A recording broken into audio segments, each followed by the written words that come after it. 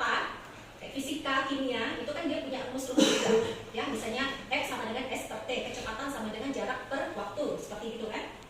Nah, simbol-simbol dalam matematika tidak ada dalam kehidupan nyata, itu hanya simbol, gitu ya. Nah, sedangkan kalau numerasi, kita lanjut, berhitung yang menggunakan dan menerapkan ide-ide matematika untuk memecahkan masalah dalam konteks sehari-hari. Ya, artinya dalam kehidupan sehari-hari, dalam masalah yang kita hadapi, hal-hal sekecil itu kita bisa sudah masuk ke dalam numerasi. Nah, sedangkan matematika, ide-ide matematika yang digunakan untuk pencarian atau keperluan seseorang, seperti peneliti gitu ya. Matematika adalah tentang prinsip dan konsep yang menyeluruh dengan struktur konsep. Nah, kita lanjut lagi di bawahnya numerasi. Numerasi adalah berhitung yang bersifat fleksibel dan berhubung dengan konteks penerapannya. Nah, maka itu tadi masuk ke dalam, bisa masuk ke dalam berbagai macam materi-materi, ya. Oke. Sedangkan matematika itu memberikan dasar-dasar untuk berhitung. Jadi sebelum kita masuk ke numerasi, kita harus tahu dulu dasar-dasar matematikanya. Ya, dasar-dasar berhitungnya itu, misalnya contoh ya, hal sederhana perkalian, pembagian, ya, akar kuadrat, ya. Nah, itu sebelum masuk ke situ, kita harus belajar dulu matematika, baru kita bisa menerapkan numerasi ini dalam kehidupan sehari-hari. Berhitung atau numerasi terhubung dengan bidang konsep matematika lainnya dan konteks sehari-hari. Sedangkan matematika adalah ide matematika yang digunakan para insinyur dan ahli matematika dan dapat dianggap sebagai berhitung dalam profesi-profesi tertentu. Ya. Oke, kita lanjut. Nah, Bapak Ibu, guru dan sekolah, ya, termasuk kita ini, itu perlu menerapkan beberapa cara untuk meningkatkan kemampuan numerasi siswa-siswa kita. Nah, yang cara pertama, mohon disimak ya Bapak Ibu, karena materi yang saya buat tidak banyak, ya. Cara yang pertama, guru dapat menyusun jadwal numerasi setiap pagi. Nah, kita kan sudah tahu nih mata pelajaran yang akan kita ajarkan, misalnya besok PPKN atau besok misalnya IPS atau IPA. Nah, jadi kita susun Bapak Ibu, hari ini saya mau menyampaikan materi misalnya tentang kalor, atau hari ini saya mau menyampaikan materi tentang karbohidrat, ya, atau protein.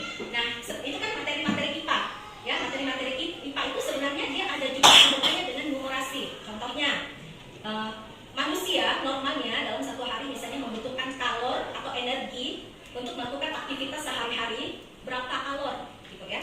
Misalnya kita berjalan, berapa kalor yang diperlukan. Nah, apakah kalor-kalor yang jenis-jenis makanan yang bisa menjadikan energi atau kalor itu ya termasuk tadi karbohidrat, lemak, ya, protein, lemak nabati, lemak hewani, lemak dari kacang-kacangan dan sebagainya, ya. Nah, itu kita susun Bapak Ibu dalam sebelum kita mengajar setiap harinya, bergantung dengan literasi membaca. Dalam pembiasaan numerasi di pagi, guru dapat memilih topik atau judul materi yang berbeda-beda dalam setiap minggunya. Misalnya, minggu pertama topik numerasi tentang bilangan dan minggu kedua tentang spasial atau materi yang lainnya.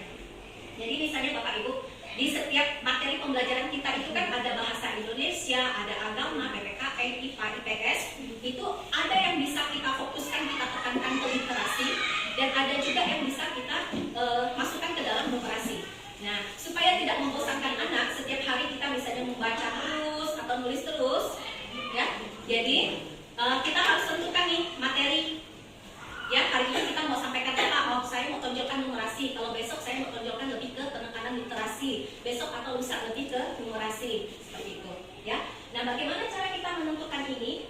Materi-materi topiknya itu kita harus tentukan dulu KD-KD-nya. Itu kalau di K13 KD-KD-nya. Kalau di Merdeka Belajar, berarti CP-CP atau tujuan pembelajarannya itu kita lihat. Ya, seperti kita pembuatan kisi-kisi, Bapak Ibu. Seperti pembuatan kisi-kisi itu, yuk silakan Pak. Kan kita ada pembuatan CP-CP-nya, CP tujuan pembelajaran materi, dari situ kan kita bisa lihat. Nah, CP-CP KD-KD-nya. Oke, next ya. Cara yang kedua, mulai membiasakan siswa dengan tipe soal-soal numerasi. Untuk memahami soal numerasi siswa perlu dilatih secara rutin agar mampu memahami maksud soal dan cara penyelesaiannya. Ya, jadi siswa terutama untuk kelas atas ya, kalau kelas bawah mungkin numerasinya masih belum terlalu tingkatannya tinggi, ya, kognitifnya masih belum kognitif ya, misalnya C3, C4. Sedangkan kalau di kelas rendah, kelas bawah itu level kognitifnya masih C1, C2. Nah, ini jadi kalau untuk kelas atas ya, terutama kelas 4, kelas 5 itu udah mulai dilatih ya pemahaman dalam soal-soal. Karena nanti itu terutama kelas 5 itu kan mereka persiapan untuk AKM. AKM itu adalah asesmen kompetisi nasional kan, yang dipilih itu anak kelas 5. Nah, jadi dibiasakan dengan latihan soal-soal. Soal yang hanya berisi angka-angka saja tidak akan membantu siswa dalam mengembangkan kemampuan numerasi. Artinya Bapak Ibu, soal itu yang sederhana hanya ada 1-2 angka itu tidak menunjukkan kalau dia itu ada tingkatan numerasinya. Misalnya contoh ya, hari ini Ibu Loli membuat kue baulu pada tanggal 17 Mei ya. Lalu pada tanggal 20 Mei Bu Loli membuat kue donat. Dan sampai segitu ya. Nah, di situ tidak ada menunjukkan tingkatan numerasinya, Bapak Ibu, itu hanya angka. Makanya soal yang hanya berisikan angka-angka saja tidak akan membantu siswa dalam mengembangkan kemampuan numerasinya.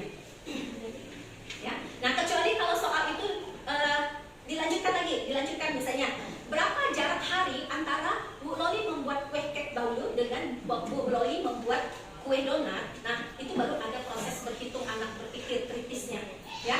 Artinya itu sudah masuk ke numerasi. Tapi kalau tidak ada lanjutannya tadi seperti itu hanya angka-angka dan bukan soal numerasi. Itu masih literasi, ya.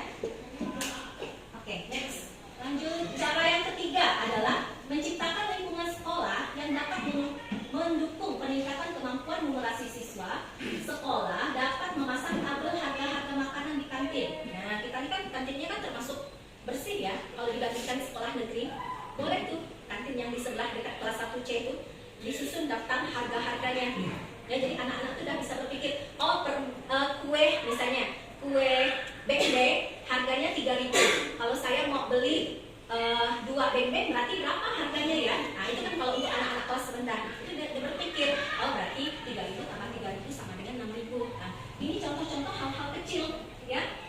Sekolah dapat memasang tabel harga makanan di kantin, daftar-daftar harga-harga gitu ya. Nah, itu adalah salah satu lingkungan sekolah yang menciptakan atau mendukung peningkatan numerasi. Lalu berikutnya memasang papan informasi tentang jumlah siswa laki-laki dan perempuan. Misalnya kan kita punya mati tuh, kita kan kosong, ya. Itu info yang lama. Jadi kalau bisa yang kosong itu boleh nih. Data siswa SD dan laki-laki dan kelas 1 kelas 1A, 1B, 1C total seluruhnya berapa? Jadi pada saat ditampilkan di mading di papan rumah atau hanya SD dan kelas 1 sampai kelas 6C, jumlah anak laki-lakinya ada misalnya berapa ratus ya. Jumlah anak perempuannya ada berapa ratus. Nah, itu salah satu contoh juga numerasi ya. Salah satu lingkungan sekolah yang mendukung untuk peningkatan numerasi. Lalu menyediakan permainan yang berkaitan dengan numerasi agar siswa dapat bermain sambil belajar. Nah, contoh, misalnya di kelas saya ada tadi saya lupa membawa. Misalnya ada mainan jam-jam itu ya, jam-jam. Itu dia bisa sambil bermain, tapi sambil anak-anak memahami, ini jam 7 pagi, digeser lagi yang panah-panahnya itu digeser, ini jam 7:30. Jadi sambil main, ada gambar kartun-kartunnya, tapi anak-anak tuh sambil belajar juga. Nah, itu contoh-contoh hal-hal sepele. Lalu kalau Bapak Ibu ingat zaman kita dulu ya, zaman-zaman nggak tahu lah, kalau angkatan saya Pak Setiadi, angkatannya udah lama-lama ya, Bu Jesi, Pak Edi itu ya, angkatan yang dulu itu kalau main ingat kan kita kalau SD Bu Jesi main tabak kan, terus dibuat kotak-kotak kan, itu kan ada proses berhitung kita kan, main tabak itu proses berhitung. Nah, itu adalah salah satu permainannya di dalamnya ada numerasinya, karena kita harus teliti dalam permainan itu ada hitung-hitungannya, tidak boleh meleset kan, kaki kita juga tidak boleh meleset ya. Jadi itu juga termasuk permainan-permainan sederhana ya, berkaitan dengan peningkatan numerasi. Oke, kita lanjut. Berikutnya, 3 metode untuk meningkatkan kemampuan numerasi siswa di era digital. Yang pertama, metode-metode ini atau model pembelajaran ini bisa kita masukkan ke dalam modul kita atau RPP kita ya Bapak Ibu ya. Ini yang paling terkenal ya, paling booming ini seperti ini. Metode pembelajaran Project Based Learning atau PJBL biasa disebut. Nah, saya singkat saja, ini PJBL ini dapat memberikan banyak dampak positif kepada siswa yang berkaitan dengan kemampuan numerasi seperti merancang proyek-proyek keuangan, meningkatkan keterampilan pengelolaan data digital, adaptasi terhadap teknologi dan pemecahan masalah.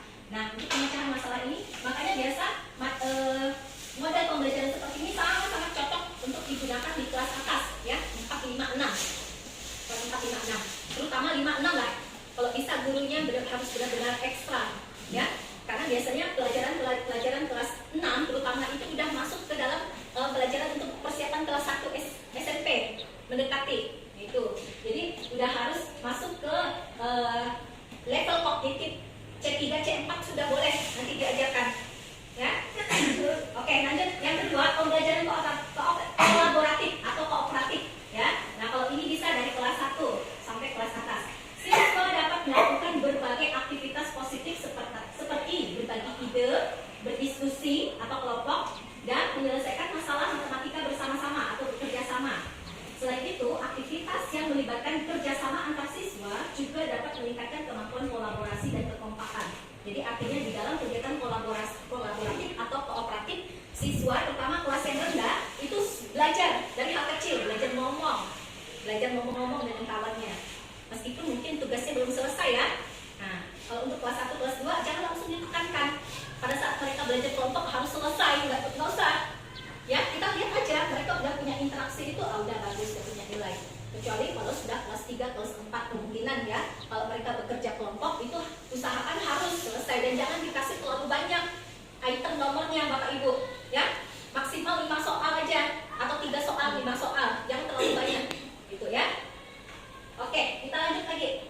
Yang ketiga, metode pembelajaran realistik mathematics education. Dasar dari metode pembelajaran ini diambil dari masalah-masalah nyata, ya, atau base learning juga, yang ada di kehidupan sehari-hari yang digunakan sebagai titik awal pembelajaran matematika. Ya, nah ini adalah contoh-contoh 3 metode yang booming, ya, untuk peningkatan kemampuan numerasi pada siswa. Ya, lanjut. Nah, ini adalah level kognitif pada numerasi, Bapak Ibu. Ya, yang pertama itu pemahaman dulu.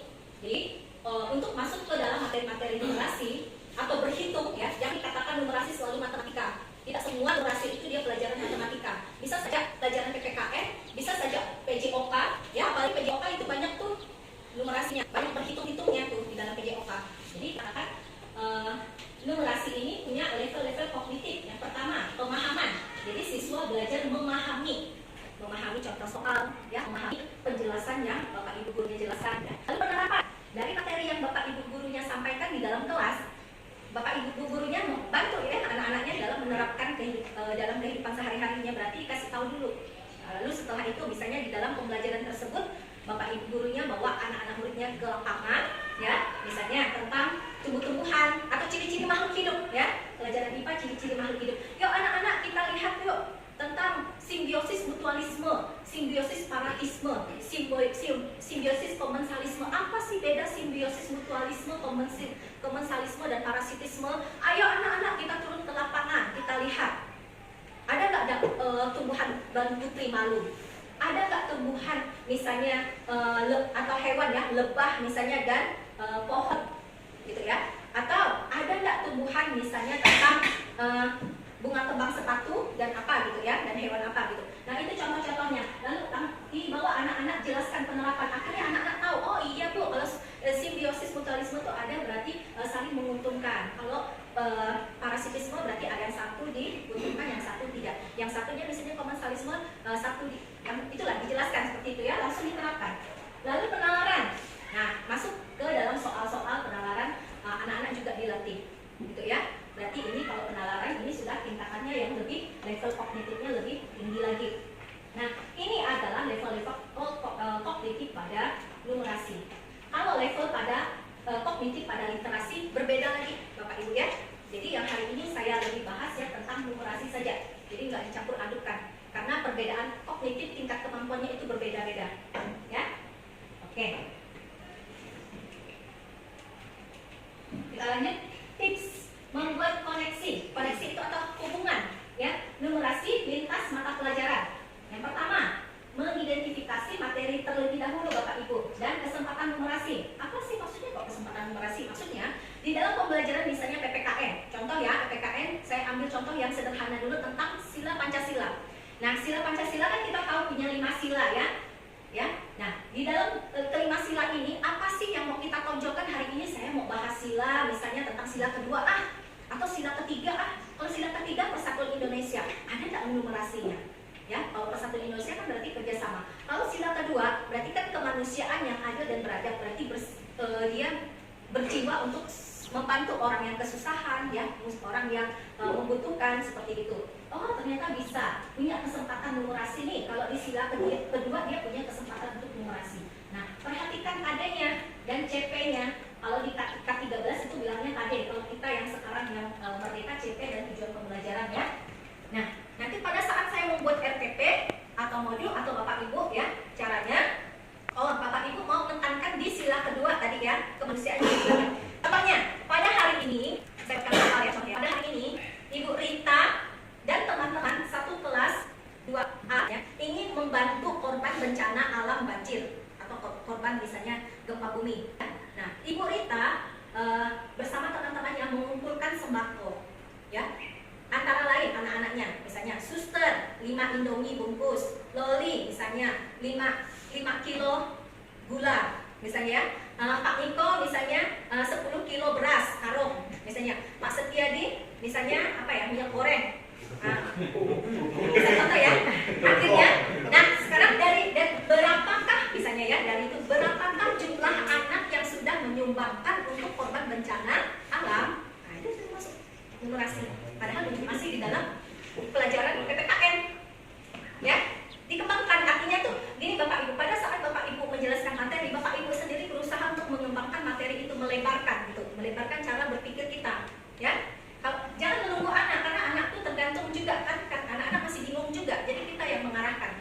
Nah itu tadi berapa jumlah anak yang menyumbang. Sekarang yang kedua, berapa jumlah sembako yang sudah dikumpulkan oleh Ibu Rita dan teman-teman. Nanti hitung totalnya, ada perinciannya. Seperti itu ya. Contoh. Oke, yang kedua, berdiskusi kegiatan belajar dengan guru mata pelajaran lainnya.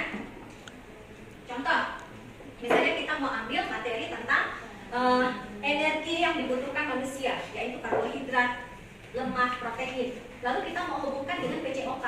Berarti Bapak Ibu guru boleh tanya-tanya dengan Pak Simon. Pak Simon misalnya kalau kita lari lari santai, nah, jarak misalnya 5 meter atau jarak 15 meter, kira-kira kita membutuhkan energi berapa ya? Waktunya berapa enggak Pak Simon? Kalau kita diberikan, saling kolaborasi lah itu ya artinya ya. Tanya. Terus misalnya Bapak Ibu mengajarkan PPKN tentang ketuhanan yang Maha Esa. Lalu Bapak Ibu mau hubungkan dengan agama. Nah, suster, ini kan bulan Rosario nih. Bulan Rosario berarti kan kita aktif ya anak-anak, ada doa novena, ada doa Rosario. Nah, doa Rosario itu kan Bapak Ibu, ingat gak Bapak Ibu doa Rosario itu biji-biji Rosario itu ada jumlahnya berapa? Ada yang ingat gak? Coba angkat 50. Berapa? Berapa? Sebelum tepat? Iya, 59. Nah, ya, betul 59 ya. Jadi, nah ya betul 59. Tadi kan kita mengajar PPKN ketuhanan yang Maha Esa. Temanya hari ini judulnya ya, ketuhanan yang Maha Esa. Lalu kita mau hubungkan nih. Nah, anak-anak ketuhanan yang Maha Esa. Berarti kan contohnya beribadah, berdoa, ya menghargai sesama agama yang lain, ya. Nah, agama itu ada berapa yang diakui di Indonesia? Ada 6. Nah, kita hari ini belajarnya yang tentang yang Katolik ya. Misalnya kita bilang ke anak-anak ya, anak-anak hari ini Ibu Guru akan membahas yang lebih ke agama Katolik. Anak-anak hari ini bulan Maria, ya bulan Maria ini kita diusahakan tuh harus lebih banyak berdoa, rosario atau novena. Ibu Guru mau tanya, anak-anak pernah nggak pegang rosario? Tahu nggak rosario? Tahu Bu. Ada yang tahu nggak rosario jumlahnya berapa? Nah kan ada 40 Bu, 30 Bu. Kita biasa aja ya sebutkan, terserah. Jangan langsung kita bilang, oh salah, nggak usah. Jadi anak tuh langsung kecut ya, sedih ya. Dia kan jadi berekspresi. Kayak tadi kan ada yang 50, saya biarkan dulu, nggak apa-apa. Ya kan senang. Ya, akhirnya baru terakhir baru oh ya 59. Tuh. Nah, anak-anak di dalam doa rosario itu terbagi jadi 5 step atau 5 bagian. Apa saja? Nah, kan ada kan? 5 bagian. Nah, setelah itu doa rosario atau misalnya doa jalan salib seperti itu, ada hari-harinya, kan? Hari Senin tentang apa? Kabar gembira misalnya. Hari Jumat misalnya tentang sedih. Sedih itu berarti yang tentang Yesus wafat, kan? Kalau hari Minggu tentang kabar gembira. Yesus naik ke atas surga dan sebagainya.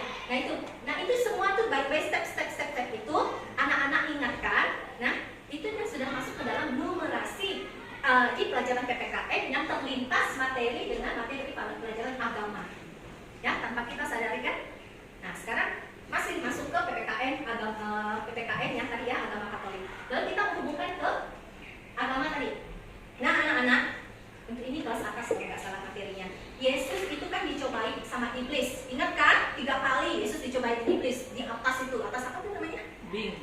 Yang di atas gedung yang tinggi itu kan? Bumbung. Nah, anak-anak masih ingat nggak? Cobaan pertama Yesus yang pertama apa? Nah, kan diingat anak. Nah,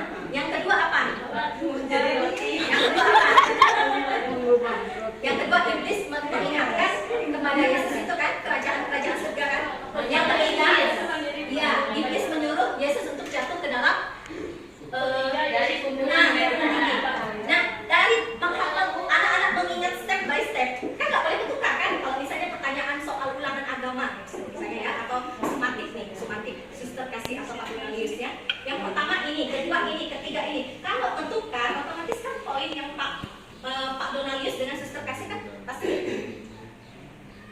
poinnya enggak full lah ya. Mungkin ada upah nulis lah, seperti itu. Nah, dari step by step seperti itu sudah masuk ke dalam numerasi. Ya, numerasi di pelajaran PPKN, lintas materi pelajarannya adalah agama. Oke, lanjut ya. Yang ketiga, memberikan asesmen diagnosis di awal. Diagnosis di awal artinya, bentar lagi kita kan mau masuk ke tahun ajaran baru nih Bapak Ibu ya. Di bulan 7 Juli nanti kita masuk ke tahun ajaran baru. Kita belum kenal nih dengan anak-anak yang sebelumnya, bagaimana kemampuan dia. Nah, kalau untuk Bapak Ibu yang ngajar di kelas atas mungkin bisa langsung tanya ke teman-temannya. Dulu dia di kelas ini gimana ya anaknya nih? Kok kayaknya nilainya pas-pas misalnya. Oh ini anaknya pintar, oh anaknya bagus, aktif dan sebagainya. Dengan berbagai macam permasalahan masing-masing ya. Nah, sedangkan kalau kami yang kelas 1 kan tidak semua anak-anak itu dari TK, terutama dari TK Melati kan nggak semua, mungkin ada dari TK luar banyak, bahkan ada yang sama sekali belum TK langsung masuk SD. Jadi kami belum tahu sama sekali kemampuan awal anak-anak ya. Jadi kami harus melakukan ini ya. Dan guru kelas 1 ini melakukan asesmen diagnosis di awal. Bagaimana sih caranya? Untuk kelas 1 yang nggak susah, jangan dikasih soal yang susah, pertanyaannya gampang aja.